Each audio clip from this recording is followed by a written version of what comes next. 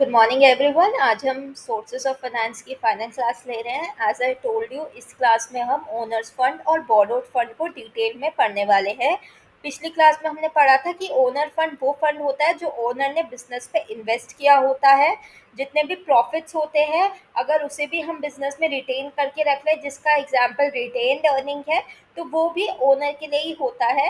Retained earning जो है profits में से निकाल दिया जाता है, लेकिन उसे एज अ डिविडेंड डिस्ट्रीब्यूट ना करके अनफोर्सीन सर्कमस्टांसिस जो फ्यूचर में हो सकती है उसके लिए बचा के रख लिया जाता है। क्योंकि ये फंड ओनर को होता है तो इसको रिपे करने की कोई ज़रूरत नहीं है। इसको जब बिजनेस वाइंड अप हो जाता है तब ओनर अपना फंड बिजनेस से ले जाता है। ओनर फंड के फीचर्स क्या हैं कि ये एक परमानेंट सोर्स ऑफ फंड है। ये बिजनेस में for a long period of time invested रहता है जब तक बिजनेस चल रहा है, और इसमें कोई रीपेमेंट की ज़रूरत नहीं है। No fixed obligation. सेकेंडली, जो बिजनेस है उसको ओनर फंड को पे करने की ज़रूरत नहीं है, ना कि उसमें कोई डिविडेंड और ना ही उसमें कोई इंटरेस्ट पे करने की ज़रूरत है। फॉर एग्जाम्पल, अगर इक्विटी और प्रेफरेंस शेयर होल्डर्स हैं और प्रेफरेंस शेयर होल्डर्स को डिविडेंड पे करने के चक्कर में सारा प्रॉफिट खत्म हो जाता है, तो इक्विटी को अगर नहीं भी बचता है तो वो कोई बात नहीं, इक्विटी वाले नहीं मांगेंगे, क्योंकि in hand all in all वो आखिरी में जाके इक्विटी मतलब ओनर का ही पैसा है। फिर आता है ओनरशिप एंड कंट्रोल। जो भी लोग बिजनेस में इन्वेस्ट करते हैं उनके पास ओनरशिप आती है। सी, इक्विटी को प्रॉफिट में से डिविडेंड इसलिए नहीं मिलता, या फिर इक्विटी को लास्ट में सबसे जाके डिविडेंड इसलिए मिलता है क्योंकि उसके पास कंट्रोल है। अगर हम इक्विटी को डाइल्यूट कर देंगे तो हम कंट्रोल को डाइल्यूट कर देंगे। देन आता है रिस्क बियरिंग कैपिटल। जब बिजनेस को लॉसेस होते हैं तो ओनर का ही पैसा होता है जो उस लॉसेस को रिकवर करने में हेल्प करता है। ये उनको रिटर्न तभी मिलता है जब सारे लाइबिलिटीज, सारे लॉसेस पे ऑफ हो जाते हैं। Improve credit worthiness. जितना ज़्यादा अमाउंट ऑफ ओनर फंड होगा उतना ज़्यादा क्रेडिटर्स का हमारे ऊपर विश्वास होगा कि हाँ, इनके बैंक में इतना पैसा है, हम इन्हें पैसे दे सकते हैं, हमारा पैसा मात नहीं खाएगा। फिर आता है सोर्सेस ऑफ ओनर्स फंड। इसमें होता है इक्विटी और होता है प्रेफरेंस। इक्विटी शेयर्स जो होते हैं कंपनी रेज करती है और उससे अपनी कैपिटल को इंक्रीज करती है। जो पीपल इक्विटी शेयर खरीदते हैं किसी कंपनी के, वो उसके शेयर होल्डर बन जाते हैं और उनका राइट आ जाता है कंपनी के ऊपर। अगर आपके पास एक considerable amount of equity shares है तो आपके पास वोटिंग पावर आ जाएगा, आपको डिविडेंड मिलने लग जाएगा जब कंपनी प्रॉफिट कमाएगी। लेकिन जो डिविडेंड का अमाउंट होता है फिक्स नहीं होता, वो प्रोपोर्शनेट होता है to the amount of profit earned during that year. ठीक है। अगर एबीसी लिमिटेड ने 10 लाख इक्विटी शेयर इशू करे और इन्वेस्टर ने इन शेयर्स को परचेज कर लिए, तो इन्वेस्टर भी अब एक पार्ट बन जाएगा उस कंपनी का। फिर आता है प्रेफरेंस शेयर्स। प्रेफरेंस शेयर्स को प्रेफरेंस मिलती है ओवर इक्विटी शेयर दो तरीके से।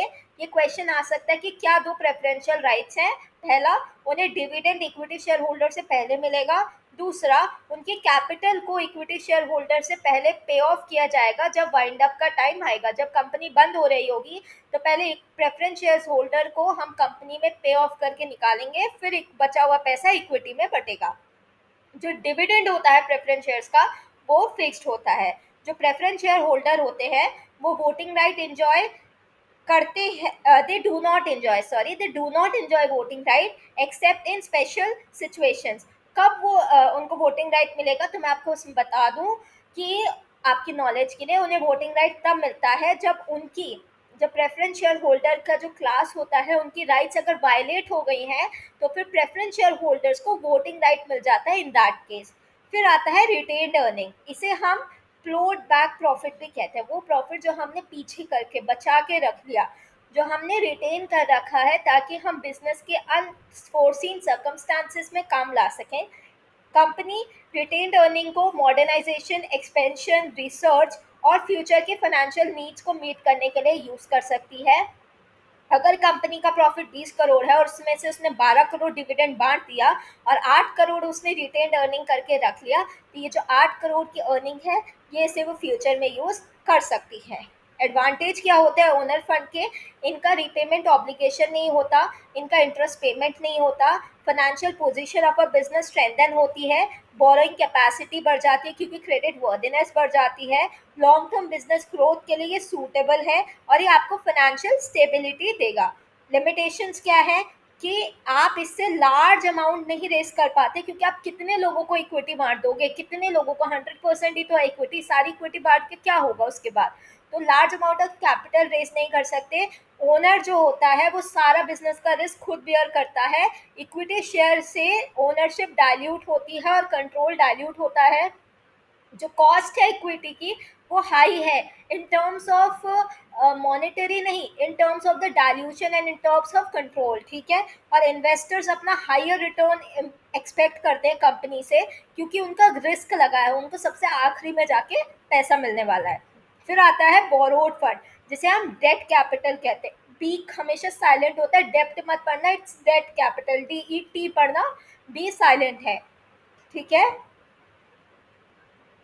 तो डेट का मतलब जो पैसा हमने एक्सटर्नल सोर्सेज से बोरो किया है और हमारे पास ऑब्लिगेशन है कि हमें उसका principal along with the interest at a specified period repay करना है। लेंडर्स जो होते हैं वो बिजनेस के ओनर नहीं बनते हैं, वो सिंपली फाइनेंस प्रोवाइड करते हैं और उन्हें इंटरेस्ट मिलता है, रिटर्न में सिंपली ये रिलेशनशिप होता है। बोरोड फंड जो होते हैं वो usually short term as well as long term financial requirements को मीट करने के लिए लिए जाते हैं। फीचर्स क्या है बोरोड फंड के? पहला, इनका रीपेमेंट कंपलसरी है, जैसे कि इक्विटी का रीपेमेंट जो था कंपलसरी नहीं था, लेकिन बोरोड फंड का रीपेमेंट कंपलसरी है। According to agreed terms and condition repayment होना चाहिए। फिर दूसरा, फिक्स्ड इंटरेस्ट, इंटरेस्ट रेगुलरली पे करना पड़ता है।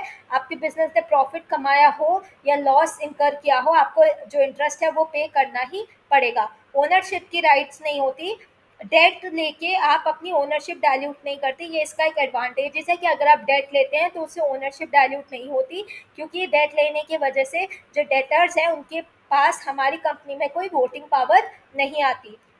लिमिटेड पीरियड, बोरोड फंड्स एक स्पेसिफाइड पीरियड के लिए होते हैं जिसके बाद आपको उसे रीपे करना ही पड़ेगा। Charge on asset, many loans require security और कोलेट्रल। कोलेट्रल का मतलब होता है जब हम अपनी कोई प्रॉपर्टी या अपना कोई एसेट गिरवी रख दें ताकि हम आपके पास ही गिरवी रख रहे हैं, आप हमें पैसा दे दो, तो बहुत सारे लोन्स में सिक्योरिटी और कोलेट्रल की ज़रूरत होती है। अगर रीपेमेंट नहीं हुआ तो लेंडर अपना अमाउंट उस सिक्योर्ड एसेट से रिकवर कर सकता है। अब आता है सोर्सेज ऑफ बोरोड फंड। पहला है डिबेंचर्स। डिबेंचर्स जो होते हैं वो रिटर्न सर्टिफिकेट्स होते हैं जो कंपनी इशू करती है, एक सर्टिफिकेट में एक्नॉलेज कर देती है कि हमने आपसे पैसा लिया है।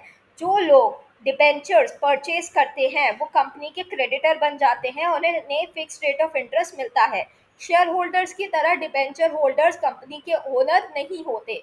एक कंपनी ने अगर 50 करोड़ के डिबेंचर इशू करे एट 9% इंटरेस्ट, तो 50 करोड़ के डिबेंचर्स पे हमें 9% का इंटरेस्ट देना पड़ेगा पर एनम, और वो लेकिन हमारे ओनर नहीं बनेंगे। फिर आता है कमर्शियल पेपर। बैंक जो होते हैं वो लोन प्रोवाइड करते हैं बिजनेस को, उनके लिए परचेज करने के लिए मशीनरी या एक्सपैंड करने के लिए या वर्किंग कैपिटल की रिक्वायरमेंट्स को मीट करने के लिए। तो बिजनेस को लोन को installment along with interest repay करना पड़ता है। फिर आते हैं फाइनेंशियल इंस्टीट्यूशन, जो स्पेशलाइज इंस्टीट्यूशंस होते हैं जो लॉन्ग टर्म फाइनेंस प्रोवाइड करते हैं इंडस्ट्रियल एंड बिजनेस डेवलपमेंट के लिए, उन्हें कहते हैं फाइनेंशियल इंस्टीट्यूशन। इसमें जो आपके इंफ्रास्ट्रक्चर को सपोर्ट करते हैं, मैन्युफैक्चरिंग को सपोर्ट करते हैं और लार्ज स्केल बिजनेस प्रोजेक्ट्स को फाइनेंशियल इंस्टीट्यूशन सपोर्ट करते हैं। फिर आता है पब्लिक डिपॉजिट, जो कंपनीज डायरेक्टली पब्लिक से इनवाइट करती है deposit for a fixed period, वो होता है पब्लिक डिपॉजिट। कंपनी को इंटरेस्ट देना पड़ता है डिपॉजिटर्स को और प्रिंसिपल अमाउंट को भी पे करना पड़ता है जब पब्लिक डिपॉजिट मच्योर हो जाते हैं। फिर आता है ट्रेड क्रेडिट। ट्रेड क्रेडिट एक फैसिलिटी है जो सप्लायर्स प्रोवाइड करते हैं जिसमें बिजनेस अलाउ करता है कि वो गुड्स और सर्विसेज परचेज कर सकता है लेकिन उसको पेमेंट बाद में करेगा। तो इस लाइक कि आप उधार पे पैसे ले जाओ। It helps business manage their day to day working capital and operations. जैसे एक होलसेलर ने गुड्स दे दिए रिटेलर को और उसको बोला पेमेंट 60 दिन के बाद कर देना। आता है commercial paper. Commercial paper unsecured short term money market instrument होते हैं जो फाइनेंशियली स्ट्रॉन्ग कंपनी ही इशू कर पाती हैं, एंड अगैन ये वर्किंग कैपिटल की नीड्स को मीट करने के लिए इशू किए जाते हैं। एडवांटेजेस क्या है कि ओनरशिप और कंट्रोल एग्जिस्टिंग ओनर्स के पास रहता है। इंटरेस्ट का रेट जो होता है वो टैक्स डिडक्टेबल होता है, आपको इंटरेस्ट पे टैक्स का डिडक्शंस मिल जाता है, 1 - T फॉर्मूला होता है इन आई ब्रैकेट में 1 - T, that is interest 1 - tax rate. फिर लार्ज अमाउंट रेज किए जा सकते हैं, एक्सपेंशन और ग्रोथ के लिए सूटेबल है, और फाइनेंशियल लेवरेज इंक्रीज होता है, रिटर्न मिलता है ओनर्स को। फिर लिमिटेशन क्या है कि आपको रेगुलर इंटरेस्ट पे करना पड़ेगा, आपके पास रीपेमेंट की ऑब्लिगेशन आ जाएगी, एक फाइनेंशियल बर्डन की तरह काम करता है। डिफ़ॉल्ट हो गया तो कंपनी की रेपुटेशन डैमेज हो जाती है, सिक्योरिटी और कोलेट्रल की ज़रूरत पड़ती है, और एक्सेसिव बोरोइंग की वजह से फाइनेंशियल रिस्क इंक्रीज होता है। अब इन दोनों के बीच में डिफरेंस क्या है, स्क्रीनशॉट्स ले लो। पहला है, मीनिंग क्या है, owner fund is a capital invested bye owner, borrowed fund is a money borrowed from outsider. Owner fund में ओनरशिप, जो इन्वेस्टर होते हैं वो ओनर बन जाते हैं, बोरोड फंड में लेंडर्स जो होते हैं वो क्रेडिटर ही रहते हैं, वो ओनर्स नहीं बनते। रीपेमेंट की बात करें तो ओनर फंड का रीपेमेंट कंपलसरी नहीं है, और ये रीपेबल नहीं होते during the business life, after winding up ये रीपे होते हैं। लेकिन बोरोड फंड को आपको एक स्पेसिफाइड पीरियड के बाद रीपे करना पड़ता है। रिटर्न की बात करें तो डिविडेंड फिक्स्ड नहीं होता ओनर फंड में, लेकिन इंटरेस्ट फिक्स्ड होता है इन केस ऑफ डिबेंचर्स और बोरोड फंड। रिस्क की बात करें तो there is very high risk in owner's fund and there is very low risk in borrowed fund, because repayment हो ही जाएगा। वोटिंग राइट्स की बात करें तो अवेलेबल है इक्विटी शेयर होल्डर्स को, not available to the lenders. Control की बात करें तो ओनरशिप डाइल्यूट होती है अगर ओनर फंड डाइल्यूट होता है, लेकिन ओनरशिप इंटैक्ट रहती है in case of borrowed fund. Cost की बात करें तो वो डिपेंड करता है, कॉस्ट मतलब कि डिविडेंड कितना देना है वो प्रॉफिट पे डिपेंड करता है, लेकिन फिक्स्ड इंटरेस्ट का पेमेंट करना ही पड़ता है in case of borrowed fund. Security की बात करें तो कोई सिक्योरिटी की जरूरत नहीं है in case of owner's fund, लेकिन सिक्योरिटी की जरूरत लगती है in case of borrowed fund. Suitability की बात करें तो लॉन्ग टर्म कैपिटल के लिए ओनर फंड सूटेबल है, और शॉर्ट टर्म कैपिटल के लिए बोरोड फंड सूटेबल है। तो अगर हम इसे कंक्लूड करें तो both owners funds and borrowed funds are essential for smooth functioning and growth of business, और आपको इसीलिए कैपिटल रिस्ट्रक्चरिंग करनी पड़ती है कि आपको कितना इक्विटी चाहिए और कितना डेट चाहिए, और उसके बाद आपको ओवरऑल कॉस्ट ऑफ कैपिटल निकालनी पड़ती है, जिसे हम के ओ के नाम से जानते हैं। ओनर फंड जो है वो फाइनेंशियल स्टेबिलिटी प्रोवाइड करता है और कैपिटल बेस को स्ट्रेंथन करता है, जबकि जो फॉरवर्ड फंड होता है वो बिजनेस की कैपिटल एडिशनल कैपिटल को रेज करने में हेल्प करता है, और इसमें ओनरशिप डाइल्यूट नहीं होती। दोनों का एक वेल बैलेंस कॉम्बिनेशन ही एक बिजनेस को अपने फाइनेंशियल रिक्वायरमेंट्स को एफिशिएंटली और लॉन्ग टर्म सक्सेस में मीट करने में हेल्प करता है। आई होप आपको समझ आया हो। आज के लिए बस इतना ही, मिलते हैं नेक्स्ट वीडियो में।